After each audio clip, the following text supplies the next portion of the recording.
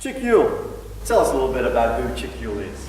Well, all of my life I've been a Salvationist. Well, all of my life so far. I hope there's still a good bit to go. For 35 years, until 5-6 years ago, I was a Salvation Army officer and latterly the divisional commander in the northwest of England. And for the last 5-6 years, I've worked as a freelance speaker, writer, broadcaster, also doing some work with the London Institute for Contemporary Christianity, heading up in the northwest of England their Imagine project, which is a project designed to help churches become more effective whole life disciple-making communities, not just equipping people to be good church members or good Salvationists, but to live well and to live authentically for Jesus in the whole of life, at home, at work, in the street where they live, in their leisure pursuits. Yep, that's what I do. And I've been married to Margaret for 43 years, and we have 2 daughters, Katrina and Jenny. Katrina lives in London, and Jenny lives in Phoenix in Arizona. Chick, it's obvious that you're a passionate man. Tell us a little bit what drives that passion within you.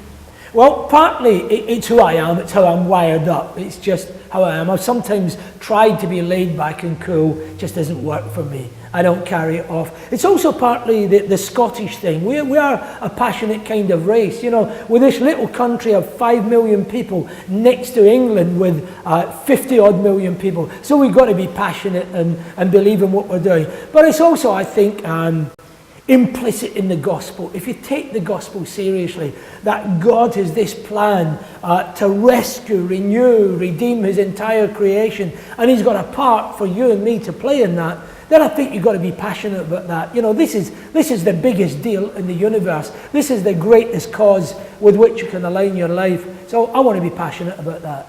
So you're a passionate Jesus follower.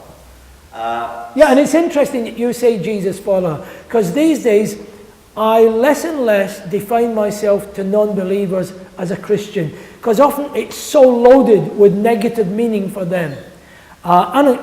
You know, it's not a word that's used all that often in the New Testament, 2 or 3 times, but the word disciple, a follower, a pupil, an apprentice of Jesus is used 250 times. Yeah. So I often say to people, I am a follower of Jesus, a passionate, imperfect, but passionate, committed, convinced follower of Jesus.